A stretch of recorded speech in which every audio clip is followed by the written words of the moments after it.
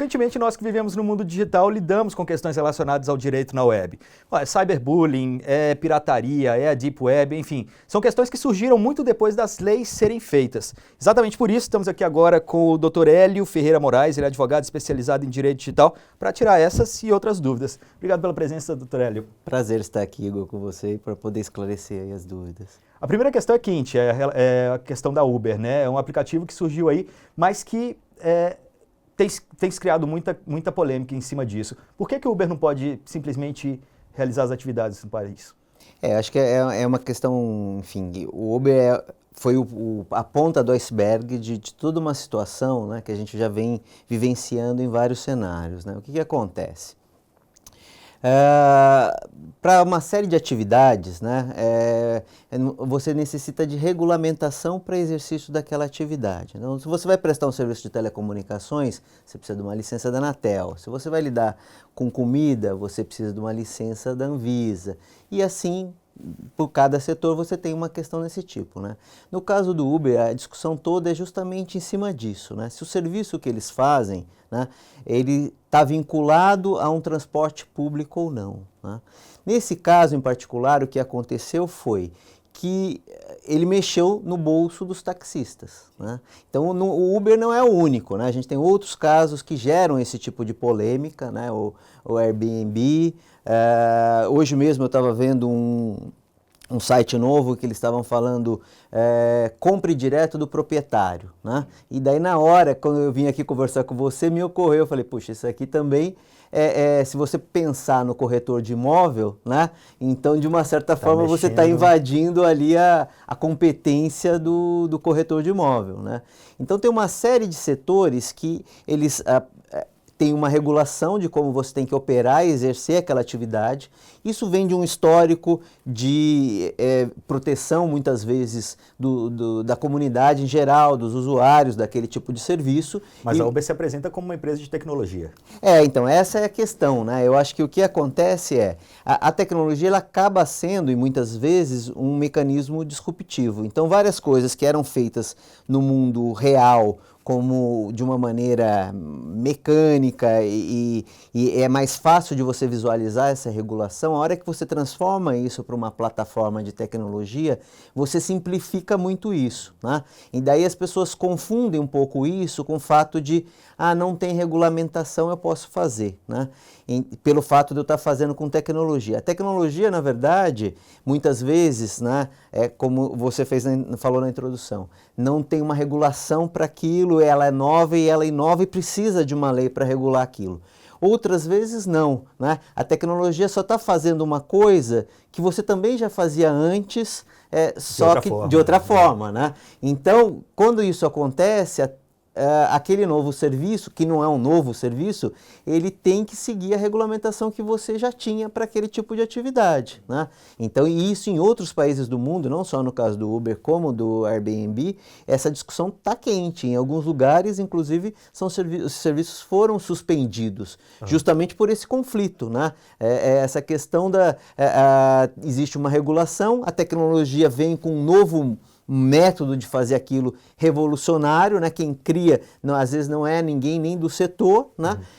Mas no fundo a atividade se confunde com aquela atividade, né? Você citou Airbnb, no caso do Airbnb especificamente, na Califórnia eles já estão fazendo o pagamento de uma taxa de turismo. O dono do apartamento faz um pagamento de uma taxa de turismo e aí a cidade não fica lesada porque ela também arrecada impostos. Essas coisas vão começar a acontecer? Será que dá para prever esse tipo de coisa? O serviço é global, é mundial, mas aí tem cada característica em cada um dos estados ou países. Como você vê esse futuro para isso? Eu acho que sim, acho que vai ter que acabar passando por isso, por uma adaptação, né? Eu acho que tem a questão tributária, que é uma questão que aparece sempre, né? Então esses serviços muitas vezes eles aparecem sem estar sendo cobrado o devido tributo ali pela atividade, então isso muitas vezes digamos assim, o ponto de partida para trazer aquilo à mesa, né? Outras vezes tem essa questão da concorrência desleal, né, que é uma questão que tanto nessa questão do Uber quanto na questão do Airbnb aparece, né? Os hotéis têm toda uma infraestrutura com empregados, com custos de mão de obra, no Brasil em particular toda a legislação trabalhista, né? Uma preocupação com seguro, né? Seguro de incêndio, seguro disso, seguro daquilo, milhões de autorizações. E se isso é comparado com o cara que vai lá, aluga a casa dele, às vezes nem declara que aquilo ali é uma receita de aluguel e tal, se isso é uma concorrência leal ou desleal, né? Então essa discussão é quente, né? Aí vem uma outra questão, como ficam as empresas multinacionais que às vezes arrecadam os impostos fora daqui? Como que é a regulação para isso? Assim, existe um certo mito de que essas empresas não pagam imposto no Brasil e tal, né? A rigor, o que acontece? Esse tipo de atividade, você tem que verificar o que o cara efetivamente exerce no Brasil, né? Se você pensar, toda a plataforma de desenvolvimento, toda a engenharia, todos os analistas, todos os servidores dele, está no exterior, né? Então a maior parte do serviço dele efetivamente é prestado do exterior.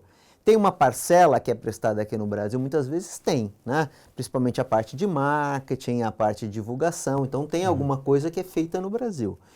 E a obrigação de pagar imposto quando você contrata, principalmente hoje em dia tem essa polêmica, né? Puxando um pouco para o lado, digamos, o corporativo, que é o lado que a gente trabalha bastante, você tem agora os softwares as a service, né? Então você contratou o software, a plataforma está fora, como é que eu vou pagar isso? Como é que fica, né? Muitas vezes o que acontece? Na prática, muitos desses serviços você paga via o cartão de crédito internacional. E isso está, digamos, fora do radar das autoridades. Mas não significa que a pessoa que está contratando o serviço aqui já não tem a obrigação de recolher um imposto em cima disso. Porque se você tem o imposto de renda na fonte, você deveria recolher e o ISS sobre a importação de serviços, né? Então, já existe a obrigação tributária. O que acontece, às vezes, é que você não consegue fiscalizar um pouco pela forma de pagamento que é feito. Agora, grandes empresas que contratam serviços as a software do exterior ou outros tipos de plataforma, certamente pagam já esse tipo de tributo, né? Mas como funciona essa legislação internacional? Existem tratados para, ou quais são as regras para se trabalhar dentro de um mundo que hoje está interconectado e que está sujeito a legislações variadas de diversos países? Onde se encontra? Na verdade, assim, existem algumas regulamentações que não são leis, né? Então, existem algumas associações de internet que fazem algumas regulamentações internacionais que se aplicam em geral. Do ponto de vista legal, não existe uma lei regulando todos os países, né? Em algumas situações a gente tem os tratados internacionais, então em algumas áreas a gente tem tratados. A própria parte de propriedade intelectual, né? O Brasil aderiu a vários tratados internacionais e segue alguns padrões, mas você pode sim ter esse tipo de conflito, né? Principalmente quando é uma situação em que você... essa situação, por exemplo, como você exemplificou, né? O servidor está fora do país, né? Você vai aplicar a legislação do país que, por exemplo, pode dizer que o cara tem que te entregar uma informação. Mas tem países, né? Por exemplo, na Europa, eles têm uma legislação muito forte de privacidade. Então, eles travam muito o fornecimento de informações para fora da comunidade europeia. Então, você acaba, em algumas situações, podendo ter um conflito de legislações, né? E não tem alguém que vá resolver esse conflito nesse momento, né? Então, a gente pode ficar, às vezes, em alguns impasses. Às vezes, não é uma questão simples de se resolver. Crimes digitais. Existem vários crimes que acontecem no mundo digital e que também às vezes não estão previstos na legislação, pelo menos da maneira como deveriam estar previstos, né? Cyberbullying, como lidar com cyberbullying? O Brasil tem algumas regras já para isso, né? Eu acho que a gente tem a Lei Carolina Dickmann e acho que a gente tem que ter atenção com isso, né? Acho que eu ia dar um exemplo meu até pessoal, né? Essa semana eu estava numa reunião de pais, meu filho tem 9 anos, e a diretora da escola entrou para falar sobre o risco dessas crianças em usar o WhatsApp e o Snapchat, né? que como eles não estão maduros para usar esse tipo de ferramenta e eles podem propagar, enfim, fotos, podem difamar um colega e isso pode criar todo um imbróglio muito complicado. A criança nesse aspecto é perversa. É perversa, né? Porque se a gente pensar, né, na geração, né, anterior, essas coisas aconteciam, Sim. né? Então, todos vão lembrar, na escola sempre tinha uma criança que às vezes era perseguida, né, e sofria um pouco com essa dificuldade, mas mais uma vez, até fazendo uma comparação com aquela questão que a gente falou do Uber, né, é o potencial que a tecnologia tem, né, de transformar a escala daquilo, né, e aquilo que você fala ali para um colega, aquilo ali fica registrado, gravado, e aquilo pode virar um viral, né, às vezes na escola, depois aquilo pode passar para fora da escola, né? E tem, assim, o cyberbullying é uma das questões, mas tem outras, assim, fotografias com cenas de sexo, né? Imagens com esse cunho. Isso também ganha uma propagação e, às vezes, um vídeo que não era nem para ser divulgado, né? Um colega passa para o outro sem querer ou empresta o pendrive e lá dentro tem um vídeo, uma imagem indevida, o outro pega aquilo, replica, passa para o outro, né? Mas a vítima desses casos, como lidar? O que ela pode fazer? Hoje a gente tem no Brasil, até com o advento do Marco Civil, isso veio com regras claras para isso, né?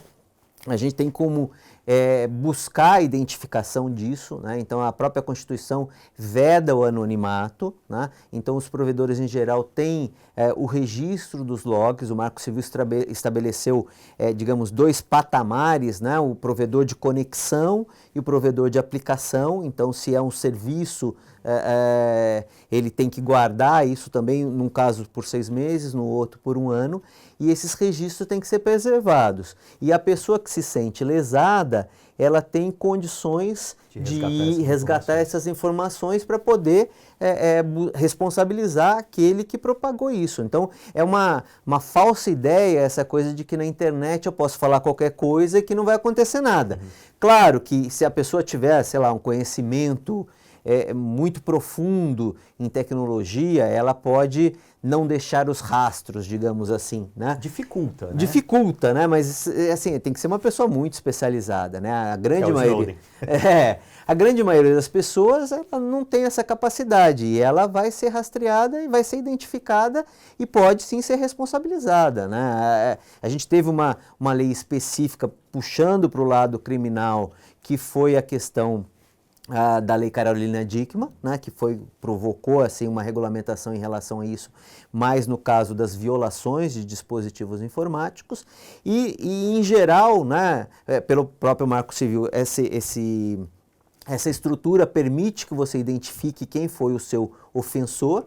A gente já tem casos de responsabilização pelas manifestações que as pessoas fazem em redes sociais, então não é uma terra sem lei, né? Se propaga um pouco isso que a internet é um mundo sem lei, não é verdade, né? As pessoas que fizerem manifestações equivocadas, elas vão responder e é isso que eu falei, né? A questão da dimensão que isso ganha é até maior do que no mundo físico, né?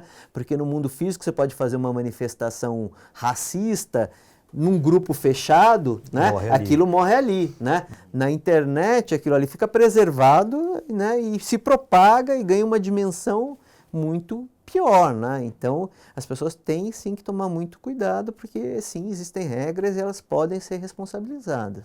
Mas o caminho para resolver isso não é muito longo? É muito difícil? Olha,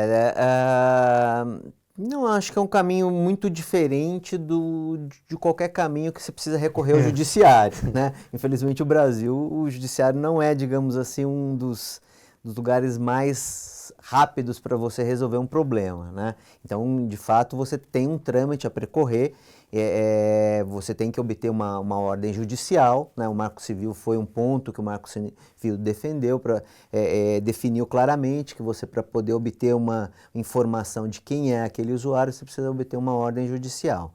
O único caso de exceção, né? A gente tem um caso de exceção no Marco Civil, que se preocupou um pouco por conta disso, né? Mas é digamos assim, um tipo de cyberbullying mais mais agressivo, né? Não sei se você se recorda que no começo de 2014 a gente teve uns 2 ou 3 episódios bem divulgados em relação a suicídios de adolescentes, né? Por conta de imagens íntimas divulgadas, ou por ex-namorados, ou enfim, alguém que obteve imagens de fotos ou vídeos delas, né? E por conta disso, o próprio Marco Civil entrou com uma exceção, que é nesses casos, para evitar um pouco essa questão da demora, você pode simplesmente notificar o provedor onde está aquele conteúdo e naquele momento ele já tem que retirar o conteúdo, né? Então ele já é imediatamente obrigado a subtrair aquele conteúdo se tiver essa conotação. Nos outros casos, você tem que recorrer a obter a ordem para identificar quem é, né? Se já tiver identificado, você nem precisa passar por essa etapa, né? Se é um perfil, sei lá, numa rede social qualquer, que está claramente quem é o sujeito que está fazendo o cyberbullying, você já pode responsabilizar ele diretamente. Um print é suficiente? Não. Um print é suficiente, né? O que a gente às vezes faz por precaução e para assegurar mais, né? Às vezes não é possível, porque na rede social o sujeito às vezes coloca, depois tira também, né? Mas se você consegue colocar, é fazer uma ata notorial, né? Você vai a um cartório, né?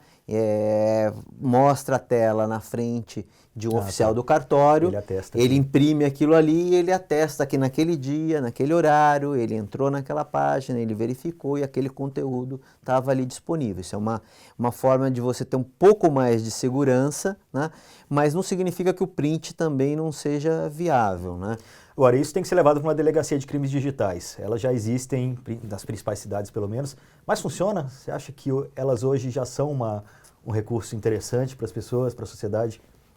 Olha, o que eu diria assim,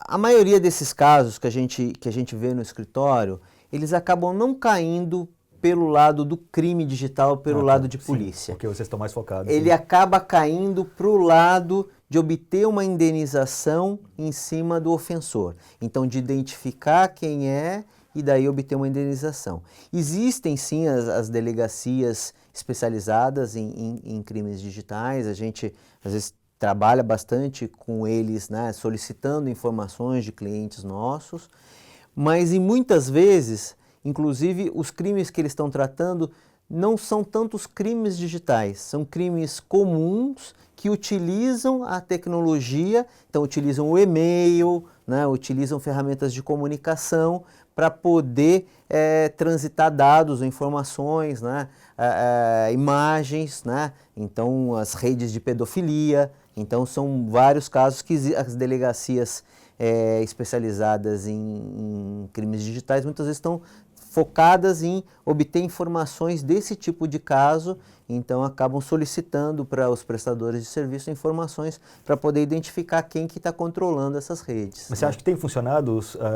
Hoje o Brasil tem profissionais preparados para trabalhar com os crimes digitais? Olha, assim, a Polícia Federal tem um preparo, um bom preparo, né? A experiência que a gente tem de relacionamento com a Polícia Federal é boa, né? As polícias estaduais, elas são um pouco mais precárias em relação a isso. Estados mais, digamos assim, mais desenvolvidos, do centro-sudeste, têm um pouco mais de conhecimento, mas não estão no mesmo nível da Polícia Federal. Um dos grandes trabalhos da Polícia Federal, imagino eu, seja o combate à pirataria, né? Não é algo difícil de se fazer hoje? Será que já não saiu do controle, não é enxugar gelo? Como combater a pirataria hoje, do jeito que as coisas acontecem na internet? Você sabe que assim, a gente também trabalha bastante com pirataria, né? Trabalho bastante com esse caso, principalmente com pirataria de software, né? E o que a gente vê, assim, não é fácil trabalhar com pirataria. O Brasil é um país...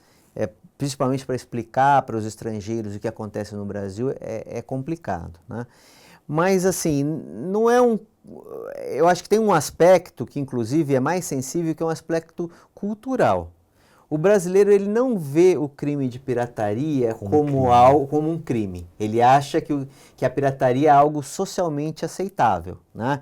Então, você é capaz de ver uma pessoa às vezes bem empregada, com bom salário, parando naquela barraquinha da esquina para comprar o DVD pirata, para comprar o software pirata, um sujeito que certamente teria capacidade financeira para adquirir isso, né, de outra maneira. Então, assim, eu acho que tem um problema cultural, né? E ele não está só na internet, né? Eu fiz um projeto grande no Conselho Nacional de Combate à Pirataria, que era em relação à utilização dos meios de pagamento para adquirir produtos piratas, né?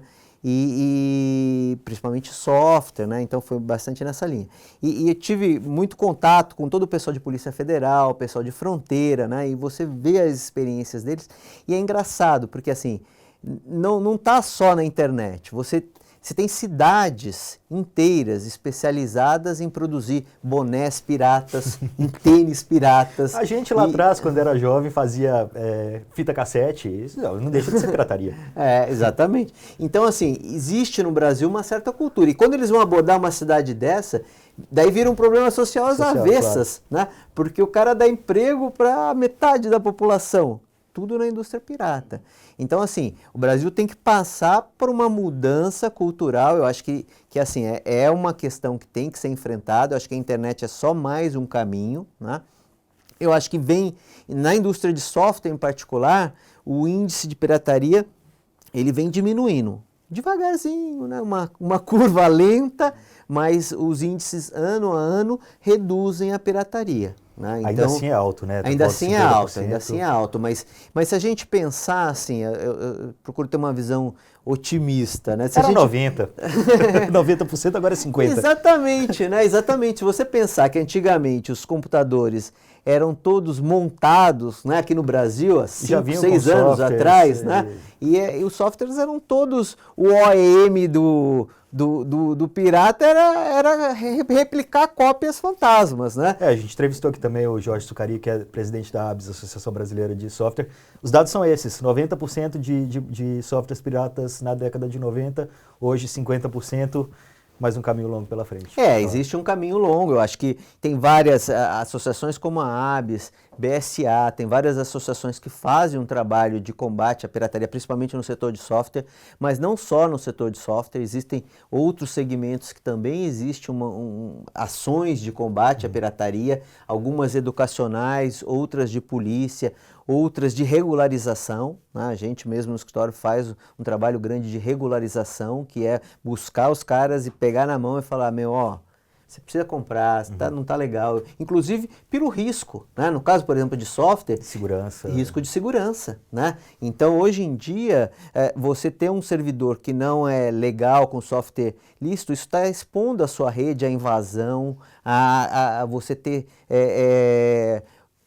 vírus lá dentro, obtendo informações durante anos, né? A gente tem um dado muito impressionante que, assim, o sujeito ele fica em média cerca de 252 dias com o vírus dentro da rede dele até ele descobrir que aquele vírus está lá dentro.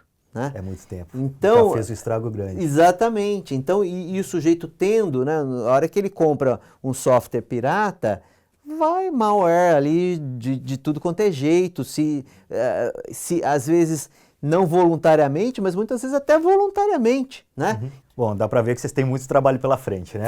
Sim, temos. Vocês têm um canal no YouTube, onde vocês publicam vídeos também, tira dúvidas, vídeos curtinhos. Vídeos curtinhos, não para advogados, né? Não com uma linguagem muito técnica, então é uma linguagem mais aberta ao público em geral, mas obviamente abordando questões jurídicas, né? E tentando explicar para o público em geral. Então é um canal onde a gente explicou o marco civil, o Big Data, né? Explicamos Bitcoin, tem vários assuntos que a gente comenta lá de uma maneira bem lúdica, assim, é bem interessante. Vídeos de 3 minutos, então não é aquela coisa cansativa de palestra de advogado. Legal, o link está aí na tela. Muito obrigado, doutor Hélio, pela entrevista. Obrigado, a gente fica à disposição. Conte com a gente sempre que precisar. Obrigado.